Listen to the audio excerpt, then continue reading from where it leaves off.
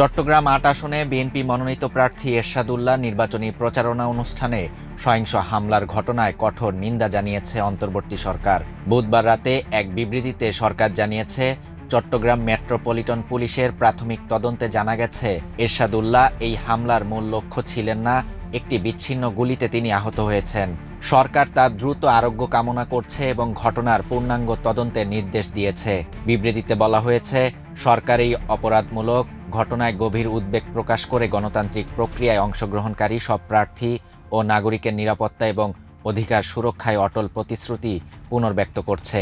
বিবৃতিতে আরও উল্লেখ করা হয়, প্রধান উপদেষ্টা নিরাপত্তা বাহিনীকে নির্দেশ দিয়েছেন, হামলাকারীদের শনাক্ত ও আটক করতে যেন কোনো ধরনের শিথিলতা না থাকে এবং দ্রুত তাদের আইনের আওতায় আনা হয়। আগামী ফেব্রুয়ারির জাতীয় নির্বাচন শান্তিপূর্ণ, মর্যাদাপূর্ণ ও ন্যায়সঙ্গত পরিবেশে সম্পূর্ণ করতে সব রাজনৈতিক দল ও তাদের সমর্থকদের শান্ত থাকতে এবং সংযম প্রদর্শনের আহ্বান জানিয়েছে অন্তর্বর্তী সরকার।